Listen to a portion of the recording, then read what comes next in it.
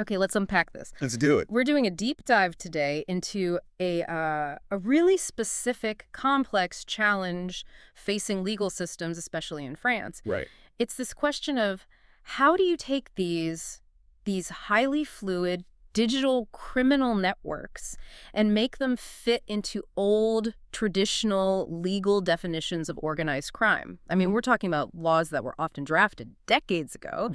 They were designed to take down, physical structures, not digital code. It's a genuine collision, isn't it? You've got 21st century technology smashing up against 20th century law, and our source material today really gives us a roadmap through the French legal system. The Code Penal and what's the other one? The Code de procedure pénale. So one defines the crimes and the punishments, and the other one dictates how the police can actually investigate them. So our mission today for you is to see if these frameworks are actually equipped to fight these highly networked groups involved in the sexual exploitation of children online. We want to move beyond just the crime itself and really look at the hidden architecture of how these perpetrators organize. And that architecture, that's the whole problem. The explosion of digital tools, the internet, darknet, encrypted messaging. It's just given rise to criminal practices that operate entirely on réseau. In networks. In networks, exactly. Often borderless networks. Yeah. And that forces this direct showdown between this new decentralized style of organization and legal definitions that were made when, guys running a local protection racket were the main concern. Okay, so before we get into the specific crime, let's set the foundation here. For the law to even begin to treat these groups as organized crime, they first have to fit the definition of an organized structure. Right, that's step one. So what is the formal legal definition of an organized gang? Or how do you say it? Bande organisée? Bande organisée. What is that in France? Well, the definition is in Article 132-1071 of the Code Penal. It's actually a very broad definition, which is key here. It defines the bande organisée as any grouping formed or any agreement established for the preparation or commission of one or more infractions. So just an agreement. An agreement to commit future crimes planned out in advance. That's the core of it. That seems really open-ended, which I guess gives prosecutors flexibility. But our sources say that historically, when you tried to apply this to, say, content-related crimes, this whole notion was seen as anecdotal or exceptional. Well, yeah. It wasn't the default classification, so why was there that resistance? Well, because for decades, the legal assumption was that these kinds of crimes were usually committed by, isolated individuals, the lone wolf stereotype, basically. Yeah, right. The organized crime label was safe for things like sophisticated counterfeiting rings or major drug trafficking, where you could see these really clear, rigid, hierarchical structures. But the sources we've looked at suggest that this whole historical anecdote idea has just completely fallen apart in the digital age. What are investigators finding on places like the darknet that forces this change? This is what's so fascinating. The evidence shows that digital anonymity does not mean digital disorganization. Not at all. Okay. Enforcement investigations are finding that these perpetrators organize themselves, and they do it extensively. They run forums, they use encrypted platforms, and they're not just, passively sharing files. They're actively cooperating under very formalized systems. How formalized are we talking? I mean, if I log into some encrypted chat with a fake name and agree to share something, does that suddenly make me part of an organized gang? That's where it gets tricky, isn't it? That's the critical distinction. It's not about a casual agreement. It's about the existence of a structure that's framed by rules of function. Yes. We see these groups use pseudonyms, sure, that's for identity protection, but they also establish internal rules for, say, quality control, guidelines for submitting content, even processes for vetting new members. And crucially, they have actual hierarchical roles. You mean like moderators or admins on a forum? Exactly. A moderator on a darknet forum who's enforcing content standards, managing who gets in, promoting certain members based on their contribution. That person is functionally a manager of a criminal operation. They're distributing tasks, defining success, and enforcing penalties, like banning someone. These groups often have specialized subgroups, too. It's structured, it's predetermined, and that cooperation lines up perfectly with the definition in Article 132-71. So it doesn't matter if the hierarchy is based on physical intimidation or on digital reputation. The criminal structure is there. It's textbook bande organisée. Precisely. Even if the members are thousands of miles apart and will never meet. And getting that structural alignment right is the crucial first step because it changes the entire legal severity of what comes next. Okay, let's turn to that now. The core offense itself. What specific crime against minors are we talking about in the Code Penal? So now we move to Article 222723.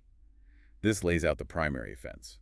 The basic crime covers the act of offering, diffusing, fixing, recording, or transmitting an image or representation of a minor when that image is pornographic. And what's the baseline penalty for that? The baseline, which would apply if the content was, say, just possessed or recorded but not widely distributed, is 5 years in prison and a $75,000 fine. That's already a pretty severe baseline. It is. But with these networks, it's all about distribution, right? What happens when it moves from just possession to public diffusion online? And that's the key distinction the law makes. When those images are used for diffusion to an undetermined public through electronic networks, so posted on a forum, shared in a channel, the penalties climb. They go up to 7 years in prison and a $100,000 fine. Because the network effect just multiplies the harm. Exponentially. Yeah. And you mentioned an important detail about applicability. How does the law handle cases where a perpetrator might try to claim they didn't know the victim's age? The law is very protective on this point. These rules apply to images of anyone under 18 at the time of the act, even if the person doesn't physically look like a minor. The burden of proof actually shifts. How so? Well, unless it can be definitively established that the person was over 18 when the image was made, the law presumes they were a minor. It focuses on the victim's actual age, not on some subjective appearance. Okay, so this is the critical link we've been building up to. We have the digital organized gang from 132.71, and we have the offense from 227.23. What happens, what is the penalty when you put those two together? This is where the law brings down the hammer.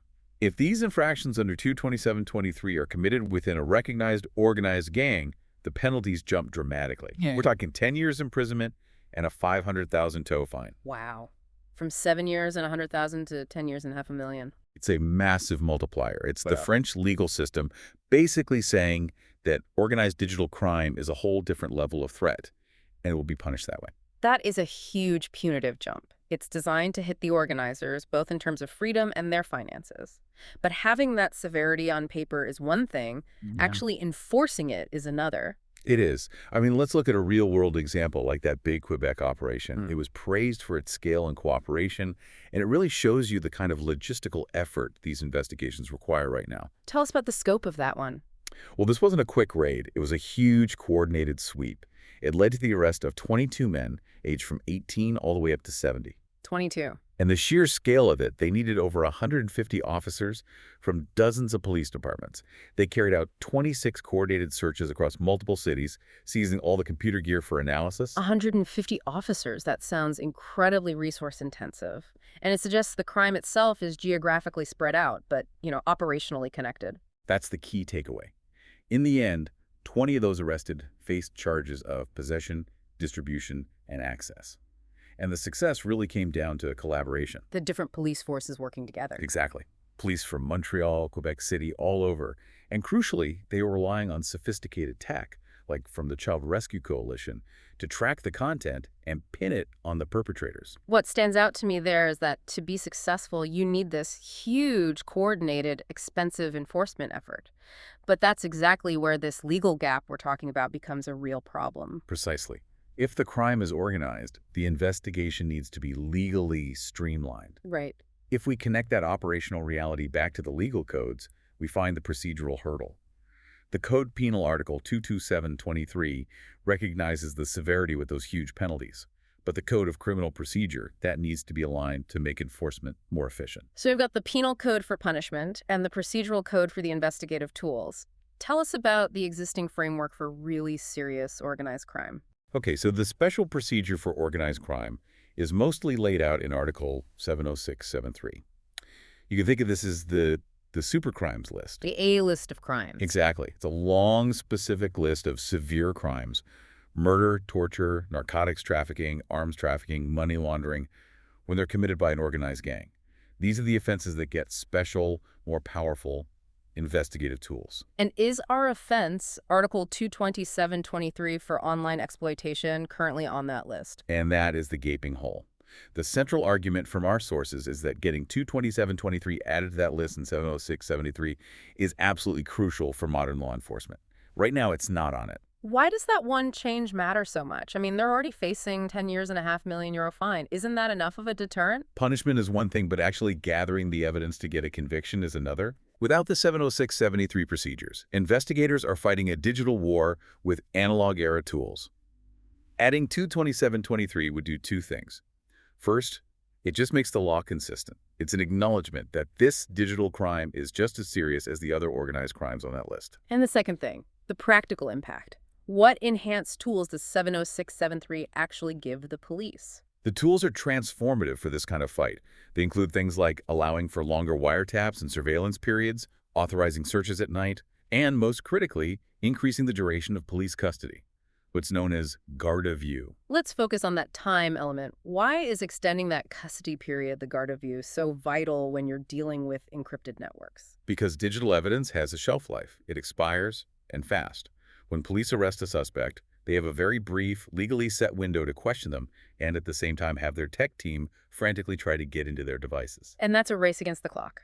A huge race. When you're dealing with serious encryption, cloud servers, logs that are set to auto-delete, the forensic analysts just need more time. Extended guard of view gives them those crucial extra hours or days to crack a password, pull data before it's remotely wiped, or compel a suspect to give up a decryption key. So without that extra time, the evidence that connects a pseudonym to a real person or connects one node in the network to the rest, it could just vanish. It could vanish entirely, yes. That makes the stakes crystal clear. So the penal code sets the massive punishment, but it's the procedural code that determines how effectively investigators can even build the case in the first place. Without 70673, you've got a huge penalty that's hamstrung by a slow, outdated process. Exactly right. The Quebec operations show that with enough money and coordination, you can succeed. But putting this crime into 70673 is about making that success standard procedure. It's about giving local police forces the legal scalpel they need instead of forcing them to call in a massive, expensive task force every single time. So, to synthesize this deep dive for you, the listener, we move from defining a digital gang under Article 132.71, showing their rules and roles meet the definition of bande organisée, all the way to the specific crime and its massive penalties under 227.23. And then finally, we identified that critical legislative hurdle in Article 70673 that needs to be cleared to really empower law enforcement. It's just a perfect illustration of the law and a constant state of catch-up with criminal innovation. And the point here is that knowledge is valuable, but it's most valuable when you apply it. The application here is closing a procedural loophole to protect the most vulnerable people. And this whole discussion about the bande organisée shows that the very structure of online communities, even decentralized ones with pseudonyms, can now be treated with a severity that used to be saved for, traditional mafia-style organizations. The legal battlefield has definitely moved from the street corner to the encrypted forum. Which leaves a pretty important question for you to think about. If we now accept that digital collaboration, with its own rules and roles, counts as organized crime, well, in what other areas of digital life will our legal frameworks be forced to redefine what organized or structured behavior even means? Maybe in complex crypto fraud or illegal data brokering. The definition of a gang isn't physical anymore, it's operational.